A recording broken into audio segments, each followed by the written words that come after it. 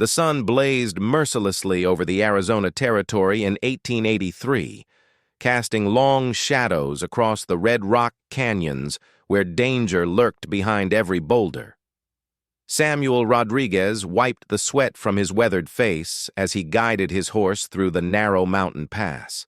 At 35, Sam had spent the last decade working as a scout for the U.S. Army, but today he rode alone on a personal mission that could cost him his life. 3 days earlier, Sam had received word that changed everything.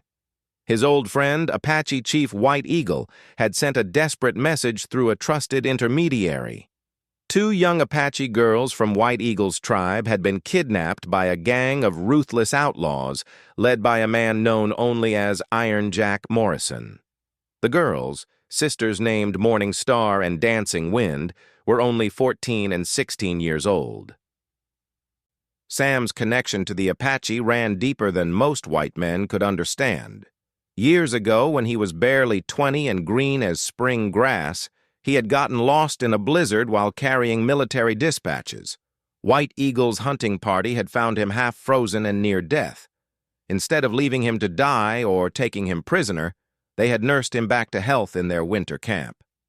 During those 3 months of recovery, Sam learned the Apache language, their customs, and developed a respect for their way of life that most settlers would never comprehend.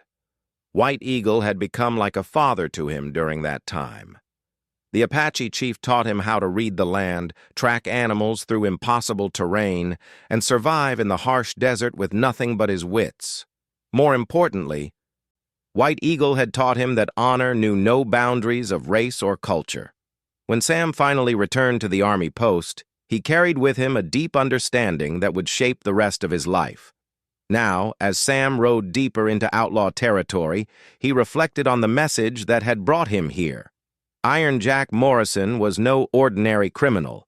He was a former Confederate soldier who had turned to a life of crime after the Civil War ended. Morrison's gang specialized in kidnapping and human trafficking, selling their victims to the highest bidder across the Mexican border. They operated from a hidden stronghold somewhere in the Dragoon Mountains, a labyrinth of caves and canyons that provided perfect cover for their illegal activities. The 2 Apache girls had been taken while gathering medicinal herbs near a stream that bordered their reservation. According to White Eagle's message, they had been specifically targeted because of their beauty and youth. Morrison's gang had a reputation for taking young women and girls to sell in the slave markets of northern Mexico, where Apache captives brought high prices from wealthy hacienda owners. Sam knew the odds were stacked against him. Morrison's gang numbered at least 15 men, all of them hardened killers who would shoot him on sight if they discovered his presence.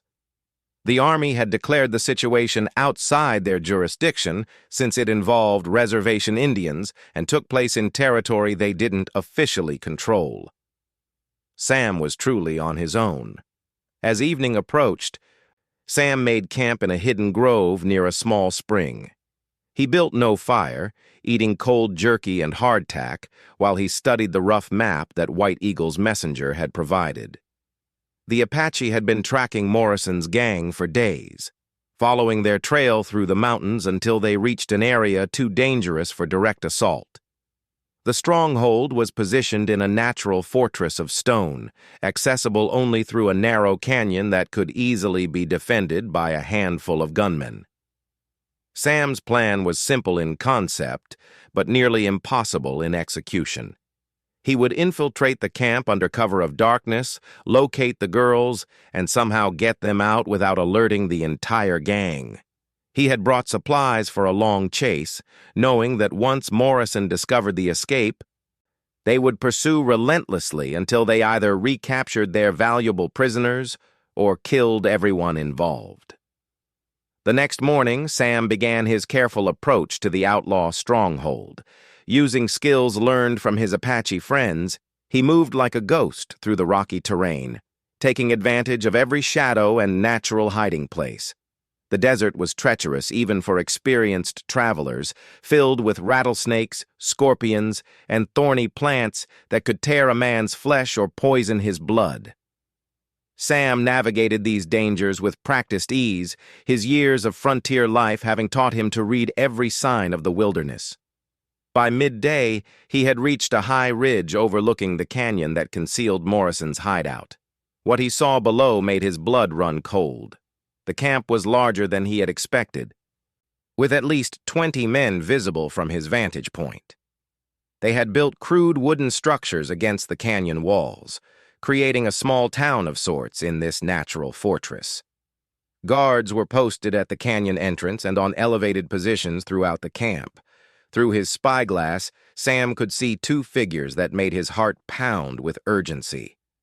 Near the center of the camp, two young Apache women sat outside a wooden shack, their hands bound with rope. Even from this distance, he could see they were being closely watched by armed guards. These had to be Morning Star and Dancing Wind, White Eagle's nieces, whom Sam remembered as cheerful children during his time with the tribe. Sam spent the entire day observing the camp, noting the patterns of guard changes, the layout of buildings, and the daily routines of the outlaws. He identified Morrison himself, a tall man with graying hair and a permanent scowl, who seemed to command absolute authority over his men. Morrison wore expensive clothing that contrasted sharply with the rough appearance of his followers, and he carried twin Colt revolvers in elaborately tooled holsters. As darkness fell, Sam finalized his desperate plan. The guards were most relaxed during the early morning hours, just before dawn when human alertness naturally reached its lowest point. He would descend into the canyon during the darkest part of the night, work his way through the camp to where the girls were held, and attempt to free them during the brief window when the guards might be drowsy or distracted. The descent into the canyon was terrifying, even for someone with Sam's experience. The rocky walls were steep and unstable, with loose stones that threatened to cascade down and alert the camp to his presence. He moved with infinite patience, testing each handhold and footstep before committing his weight. One small mistake would mean certain death, either from the fall itself or from the bullets of Morrison's men. It took Sam nearly 3 hours to reach the canyon floor, and by then his hands were raw and bleeding from gripping the sharp rocks. He crouched in the shadows near the canyon wall, allowing his eyes to adjust to the deeper darkness while he studied the sleeping camp. Most of the outlaws were inside the wooden structures, but he could see at least 4 guards making regular patrols around the perimeter. The shack where the girls were held stood about 50 yards from his position, with a single guard sitting on a wooden crate nearby. The man appeared to be fighting sleep, his head nodding occasionally before he jerked alert again. Sam knew this was his best opportunity, but reaching the shack meant crossing open ground where he would be completely exposed if any of the other guards happened to look in his direction. Sam waited until the guard's head drooped again, then began his careful approach. He moved from shadow to shadow, using every piece of cover available while keeping one eye on the drowsing sentry. 20 yards from the shack, he froze as the guard suddenly lifted his head and looked around suspiciously. Sam pressed himself against a large boulder, hardly daring to breathe as the outlaw's gaze swept past his hiding place. After what felt like hours, but was probably only minutes, the guard's attention wandered again. Sam used this moment to cover the remaining distance, slipping behind the wooden structure where the girls were imprisoned. Through a gap in the crude walls, he could hear soft voices speaking in Apache. Morning Star and Dancing Wind were awake, whispering to each other in their native language. Sam carefully worked his way around to the back of the shack, where he found a loose board that he could pry away from the wall. The gap was just wide enough for him to squeeze through, though the movement caused the wooden structure to creak ominously. He paused, listening for any sign that the guard had heard, but the man outside continued his battle against sleep.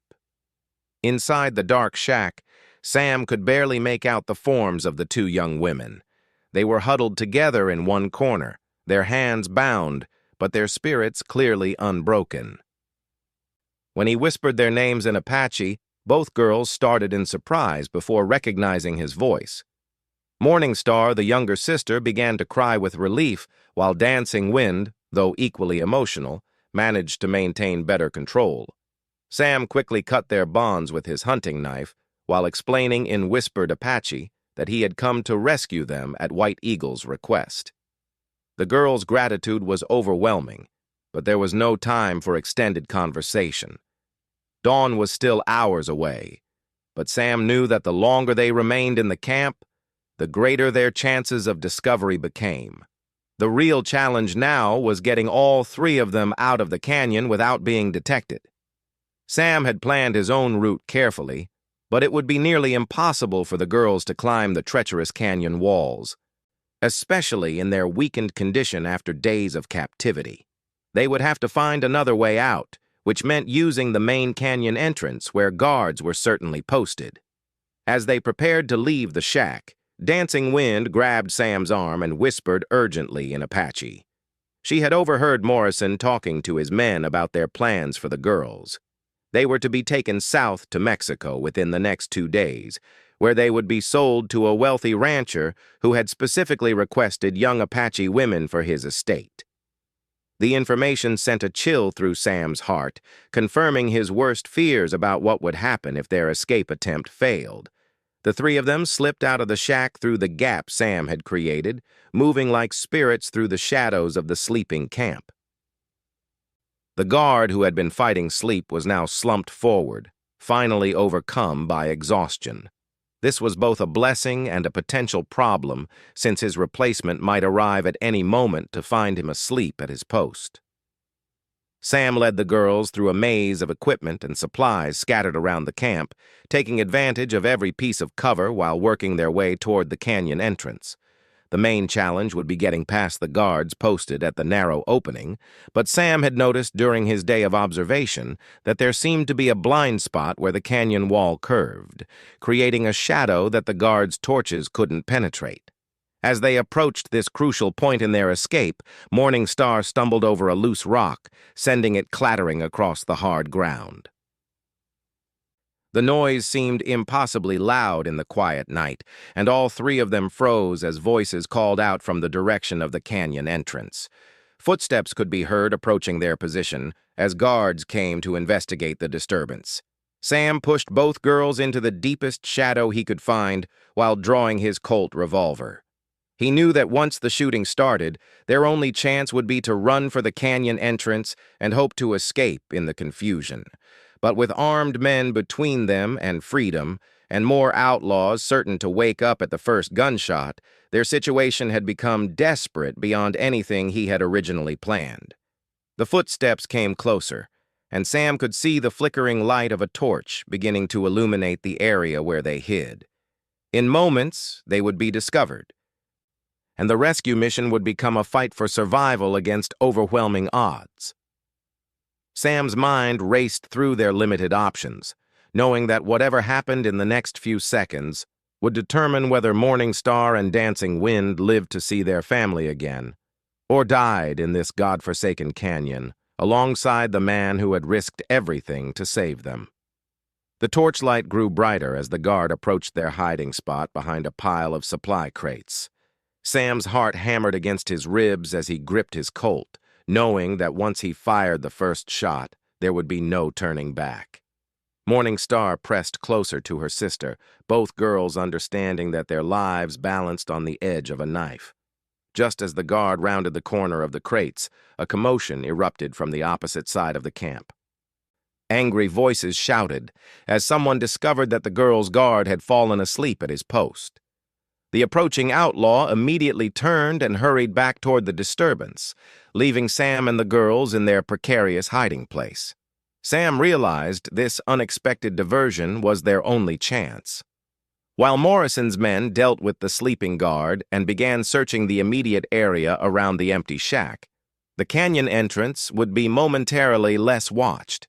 He motioned for the girls to follow him, and they began moving quickly but quietly toward the narrow opening that led to freedom. The canyon entrance was a passage barely wide enough for 2 horses to ride side by side, with towering walls on both sides that created perfect conditions for an ambush. Sam had noticed during his reconnaissance that the guards here relied on torches mounted on the walls, which created pools of light, but also deep shadows between them. If they could time their movement correctly, they might slip past undetected. As they approached the entrance, Sam could hear the chaos building behind them. Morrison's voice boomed across the camp as he organized search parties to scour every inch of the stronghold. It wouldn't be long before someone thought to check the canyon entrance more carefully, which meant they had only minutes to get clear of the immediate area. The first guard post was positioned about 20 feet inside the canyon entrance. Sam could see the silhouette of a single outlaw leaning against the rock wall, his attention focused on the commotion behind them rather than watching for escapees. This was exactly what Sam had hoped for, but getting past still required perfect timing and complete silence. Sam led the girls along the canyon wall, staying in the deepest shadows while they worked their way toward the guard. When they were directly opposite his position, the man turned to look back toward the camp, giving them a brief window to slip past. They moved like ghosts, their bare feet making no sound on the sandy canyon floor. Once past the first guard, they faced an even greater challenge. The canyon curved slightly before reaching the outer entrance, where Sam knew at least 2 more guards would be posted. These men would be more alert, since they represented the camp's first line of defense against outside attack. Getting past them would require either perfect stealth or a distraction that Sam wasn't sure how to create. As they rounded the curve in the canyon, Sam's worst fears were confirmed. 2 guards stood at the entrance, both carrying rifles, and positioned where they could see anyone approaching from either direction. Unlike the drowsy guard back at the shack, these men appeared fully alert and ready for trouble. Sam studied the situation carefully, looking for any advantage they might exploit. The canyon walls were too steep to climb, especially with the girls in their weakened condition. The entrance was too narrow to provide alternative routes. Their only option was to somehow get past those 2 alert guards without being seen or heard. Then Dancing Wind touched his arm and whispered something in Apache that made Sam's eyes widen with sudden understanding. She had been observing the guard's behavior and noticed something he had missed.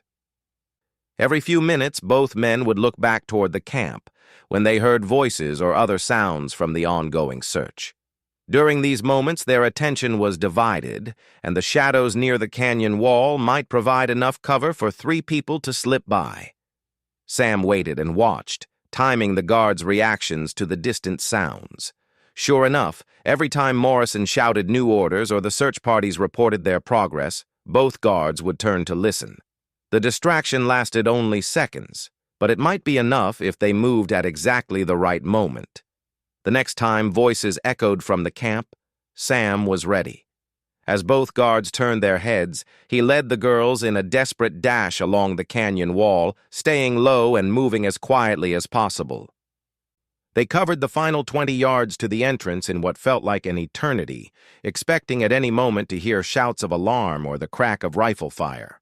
Instead, they found themselves standing at the mouth of the canyon, looking out at the star-filled desert night. The guards had not noticed their passage, still focused on the sounds coming from behind them. Sam could hardly believe their luck, but he knew they were far from safe. Once Morrison organized a proper search, mounted men would pour out of this canyon entrance to scour the surrounding territory. Sam led the girls away from the canyon mouth, heading toward a jumble of boulders where he had hidden his horse and supplies. The desert night was cold after the heat of the day, and both Morning Star and Dancing Wind were shivering in their torn clothing. Sam wrapped them in spare blankets while he prepared for what would certainly be a desperate chase once their escape was discovered. Behind them, the sounds from the outlaw camp were growing more organized and urgent. Sam knew it was only a matter of time before someone realized the girls were no longer anywhere inside the stronghold. When that happened, Morrison would send every available man to hunt them down, and the vast desert would become a deadly game board where the outlaws held most of the advantages. Sam helped both girls onto his horse, knowing that 3 people on one mount would slow their progress significantly, but having no other choice. His original plan had been to steal horses from the outlaw camp, but the unexpected complications had made that impossible. Now they would have to make the best of their situation and hope that his knowledge of the terrain would give them an edge over their pursuers. They rode hard through the darkness, Sam leading his overburdened horse through rocky terrain that he hoped would make tracking more difficult. The girls endured the rough ride without complaint, understanding that their lives depended on putting as much distance as possible between themselves and Morrison's gang before daylight revealed their trail. As the first pale light of dawn began to touch the eastern mountains, Sam heard what he had been dreading. The distant sound of hoofbeats echoed across the desert, growing steadily louder as a large group of riders approached from the direction of the canyon. Morrison had discovered their escape and was coming after them with everything he had. Sam urged his tired horse toward a maze of canyons and mesas that he remembered from his earlier scouting. If they could reach that broken country before the outlaws caught up, they might have a chance to lose themselves in terrain too dangerous for mounted pursuit. But his horse was already showing signs of exhaustion from carrying 3 people across difficult ground, and the pursuers were gaining rapidly. The chase that followed tested every skill Sam had learned during his years on the frontier. He used every trick of concealment and misdirection he could remember, leading his horse through stream beds to hide their tracks, doubling back when possible to confuse the trail, and taking advantage of every piece of cover the landscape offered. But Morrison's men were experienced trackers themselves, and they had the advantage of numbers and fresh horses. Every time Sam thought he had gained some breathing room, the sound of pursuit would grow louder again, as the outlaws picked up their trail and continued the relentless chase. The sun climbed higher, turning the desert into a furnace that sapped the strength of both horse and riders. Sam rationed their water carefully, knowing that dehydration could kill them as surely as bullets if the chase continued much longer. The girls bore their ordeal with remarkable courage, never complaining despite their obvious suffering. By midday, Sam's horse was stumbling with exhaustion, and he knew they couldn't continue much longer at this pace. Ahead of them lay a particularly rough stretch of canyon country where the terrain became almost impassable for mounted travel. It was a gamble, but Sam decided to abandon the horse and continue on foot through country where the outlaws couldn't follow easily. He helped the girls down from the exhausted animal and gathered what supplies they could carry. Water was their most precious resource now, followed by ammunition for the inevitable confrontation that seemed certain to come. Sam knew that Morrison would never give up the chase as long as he thought there was any chance of recapturing his valuable prisoners. They entered the maze of narrow canyons and towering rock formations, just as the sound of pursuit grew close enough to distinguish individual voices. Morrison himself was leading the chase, his angry shouts echoing off the canyon walls as he urged his men forward. The outlaw leader had clearly taken their escape as a personal insult, and Sam knew the man would stop at nothing to retrieve the girls and extract revenge on their rescuer. The canyon maze was a labyrinth of dead ends, hidden passages, and treacherous climbing routes that had been carved by centuries of flash floods and wind erosion. Sam had explored parts of this area during his army scouting days, but even he wasn't familiar with all its secrets. They would have to rely on instinct and luck to find a path that led to safety rather than a trap. As they climbed deeper into the maze, Sam could hear the outlaws reaching the canyon entrance behind them. Morrison's voice carried clearly as he organized his men into search parties to explore different passages. The gang leader was being systematic about the hunt, determined not to let his quarry escape into this stone wilderness. Hour after hour, the deadly game of hide-and-seek continued through the blazing heat of the afternoon. Sam led the girls through passages barely wide enough for a single person, up treacherous climbing routes that tested their endurance to the limit, and across exposed ridges where one wrong step could mean a fatal fall. Several times they heard voices or saw movement that indicated the outlaws were close to discovering their hiding places. Each near encounter left all three of them shaking with exhaustion and fear, knowing that their luck couldn't hold indefinitely against such determined pursuit. As evening approached, they found themselves on a high mesa overlooking the canyon maze they had just traversed. From this vantage point, Sam could see several groups of outlaws still searching the passages below. Their persistence both impressive and terrifying. Morrison clearly had no intention of giving up, even as darkness began to fall across the desert. But the elevated position also revealed something that filled Sam with new hope. In the distance, perhaps 5 miles across the desert floor, he could see a thin column of smoke rising into the evening air. It was the kind of smoke that came from cook fires, and Sam knew there was only one group that would be camping in this remote area at this time of year. White Eagle and his warriors had come looking for their missing daughters. The Apache chief had brought his own rescue party to search for the girls, and they were now close enough that Sam might be able to reach them if he could get down from the mesa and across the intervening desert without being caught by Morrison's men. The prospect of help so close renewed Sam's determination, but it also presented new dangers.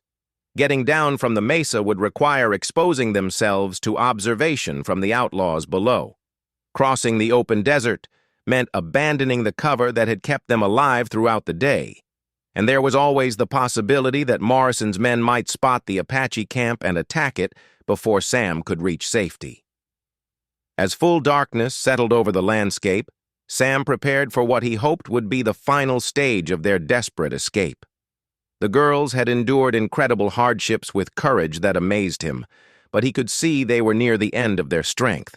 Everything now depended on his ability to get them across those final miles to safety before their pursuers managed to corner them in this wilderness of stone and sand. The descent from the mesa proved even more treacherous than Sam had anticipated. In complete darkness, with only starlight to guide them, they had to feel their way down rocky slopes that could crumble without warning. Morning Star slipped twice, saved only by her sister's quick reflexes and Sam's steady hand. Each small sound echoed ominously in the night air, threatening to alert the outlaws who were still searching the canyons below. It took them nearly 2 hours to reach the desert floor, and by then Sam could see that both girls were operating on pure determination.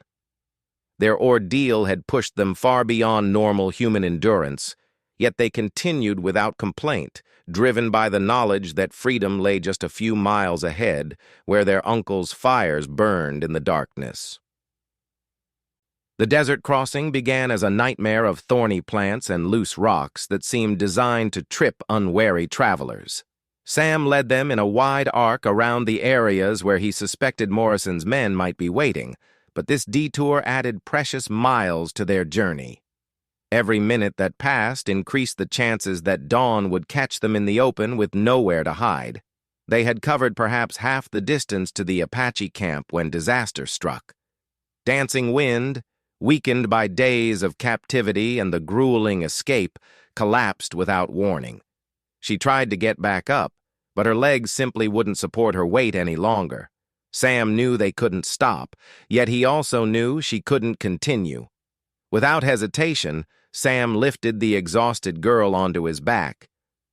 Despite his own fatigue and the knowledge that carrying her would slow their progress even more. Morning Star walked beside them, her young face set with determination that reminded Sam of her Uncle White Eagle. The family resemblance was strong, not just in physical features, but in the unbreakable spirit that had kept the Apache people alive through decades of hardship. As they struggled across the desert under their increased burden, Sam began to hear sounds that chilled his blood. Behind them, growing steadily closer, came the rhythmic thunder of hoofbeats. Morrison had abandoned the canyon search, and deployed his men across the desert floor in a dragnet pattern designed to catch anyone trying to escape toward the distant mountains. The pursuit was closing in just as Sam's strength began to fail. Carrying Dancing Wind while maintaining their desperate pace had exhausted his reserves, and he knew he couldn't continue much longer. Ahead of them, the Apache campfires seemed impossibly distant, while behind them the sounds of mounted men grew ever closer. Then Morningstar grabbed his arm and pointed to their left. Through the darkness, Sam could make out a shallow depression in the desert floor, probably a dried stream bed that might provide some concealment. It wasn't much, but it was their only option as the net of pursuers tightened around them. They stumbled into the depression and pressed themselves against the sandy bottom just as the first group of outlaws thundered past. Sam could see the silhouettes of riders against the stars, close enough that he could have thrown a rock and hit them. The men were spread out in a line, moving methodically across the desert as they searched for any sign of their quarry. For what seemed like hours, but was probably only minutes, wave after wave of riders passed overhead. Sam counted at least 15 men, confirming his estimate that Morrison had brought his entire gang on this hunt.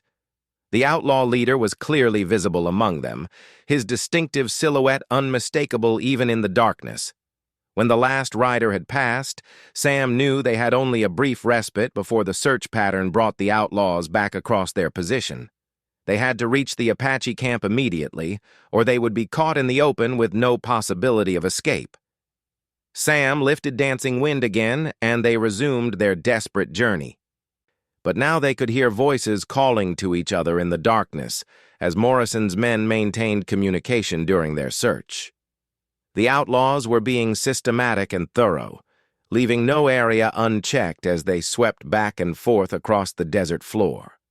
The Apache camp was now clearly visible ahead of them, close enough that Sam could make out individual figures moving around the fires. White Eagle had posted sentries in a wide circle around the camp, and Sam knew that Apache warriors were probably already aware of the approaching drama playing out in the darkness beyond their perimeter. But between them and safety lay the most dangerous stretch of their entire escape. The final quarter-mile was completely open ground with no cover whatsoever. Once they left the shallow stream bed, they would be visible to anyone who happened to look in their direction. If Morrison's men spotted them during this final sprint, there would be nowhere to hide and no way to fight off 15 armed riders. Sam made the decision to gamble everything on one last desperate run for safety. They climbed out of the stream bed and began moving as quickly as possible toward the Apache camp, with Sam still carrying Dancing Wind and Morningstar staying close beside them. Their feet pounded across the hard-packed earth as they abandoned all pretense of stealth in favor of speed. They had covered perhaps half the remaining distance when shouts erupted behind them. One of Morrison's men had spotted their movement and was calling to alert the others. Within seconds, the desert behind them filled with the thunder of hoofbeats as the entire gang converged on their position. Sam knew they couldn't outrun mounted men across open ground. Their only chance lay in the hope that White Eagle's warriors were ready to fight, and that they could reach the Apache perimeter before Morrison's guns cut them down. He pushed himself beyond exhaustion, driven by the knowledge that 2 innocent lives depended on his ability to cover those final yards to safety. The Apache camp erupted into activity as White Eagle's sentries saw the approaching chase. Warriors emerged from the shadows with weapons ready, while the chief himself strode into the firelight to assess the situation. Sam could see recognition dawn on the old warrior's face as he realized who was running toward their protection. Just as the first gunshots cracked behind them, Sam stumbled into the Apache defensive line, with both girls still alive. White Eagle himself caught Dancing Wind as Sam's strength finally failed completely, while Morningstar collapsed into the arms of her relieved uncle. Apache warriors immediately formed a protective barrier between the rescued girls and the approaching outlaws. Morrison's gang pulled up just outside rifle range, their leader clearly frustrated by this unexpected development. Sam could see the outlaw chief calculating his options as he faced a line of Apache warriors who were obviously prepared for a fight. The gang had superiority in numbers, but they were facing experienced fighters on ground that favored defenders. White Eagle stepped forward into the firelight, making himself visible to Morrison while keeping his warriors in defensive positions. The Apache chief spoke in clear English, his voice carrying easily across the desert silence that had fallen over both groups. "You have no business here, Morrison. These are our people, and they are under our protection now. Ride away while you still can." Morrison's response was predictable, but foolish. "Those girls belong to me now, Indian. I paid good money for them, and I'm not leaving without what's mine. You're outnumbered, and you know it." What Morrison didn't know was that White Eagle had brought more than just the warriors visible around the campfires. Apache fighters were masters of concealment, and Sam suspected there were additional warriors positioned in the darkness beyond the camp perimeter. The outlaw leader was walking into a trap that could cost him his entire gang. The standoff continued for several tense minutes as both sides prepared for what seemed like inevitable violence. Sam used this time to check on the girls, finding them exhausted but unharmed by their ordeal.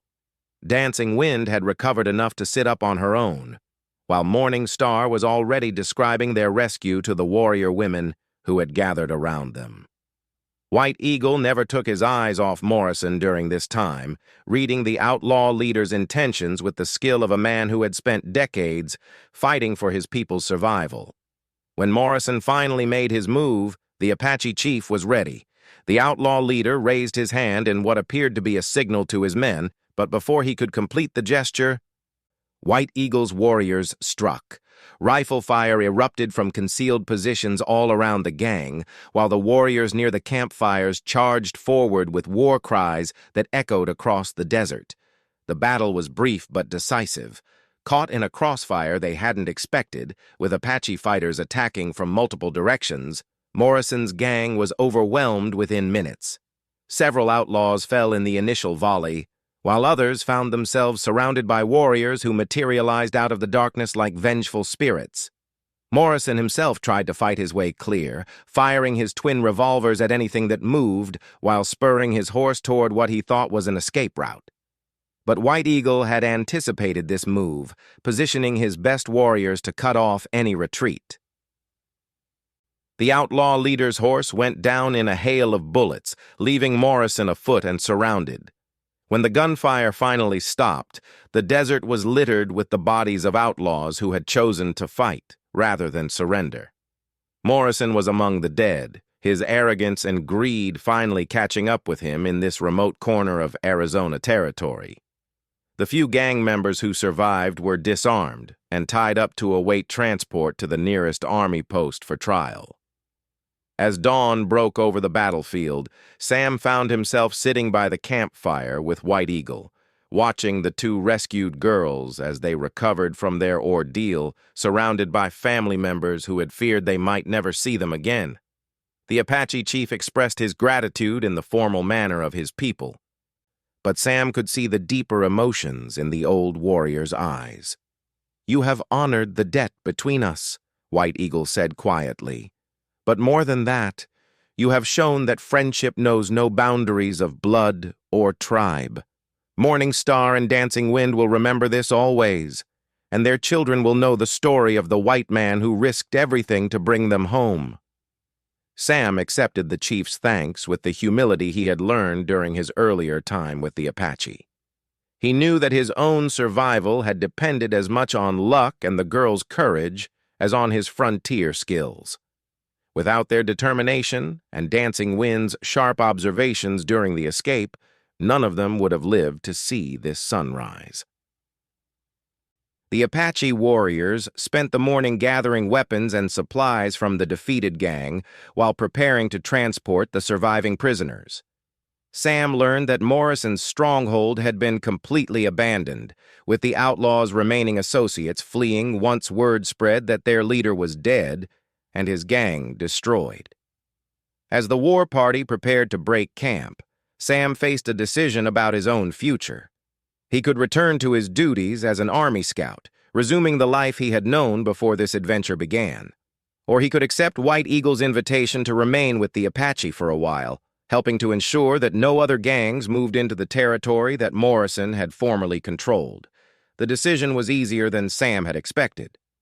Looking at Morning Star and Dancing Wind, now safe among their people but still bearing the psychological scars of their captivity, he realized that his work in this region was far from finished. There would be other predators who sought to exploit the vulnerable, other Morrisons who saw Apache women and children as commodities to be bought and sold. Sam chose to remain with White Eagle's band, using his knowledge of both worlds to help protect a people who had shown him the true meaning of honor and courage. In the months and years that followed, he would become a bridge between two cultures, helping to prevent conflicts while ensuring that outlaws found no safe haven in the Apache homeland. The story of the rescue spread throughout the territory, becoming legend among both white settlers and Apache tribes. It was remembered not just as a tale of adventure and heroism, but as proof that understanding and respect could cross cultural boundaries when people of goodwill chose to stand together against those who would prey upon the innocent. Morning Star and Dancing Wind grew up to become respected members of their tribe, their experience having taught them lessons about resilience and the importance of family that they would pass on to their own children. They never forgot the White Scout, who had risked everything to save them, and Sam remained an honored friend to their family for the rest of his days. White Eagle lived to see his territory become safer for his people, knowing that the example set during that desert rescue had changed attitudes on both sides of the cultural divide. The friendship between Apache and Anglo that had saved two young women's lives became a model for the kind of cooperation that could make the frontier a better place for everyone willing to choose understanding over hatred. In the end, the rescue of Morning Star and Dancing Wind became more than just the story of one man's dangerous mission to save two innocent lives. It became a testament to the power of cross-cultural friendship and the courage that ordinary people could find when they were called upon to do extraordinary things in defense of justice and human dignity.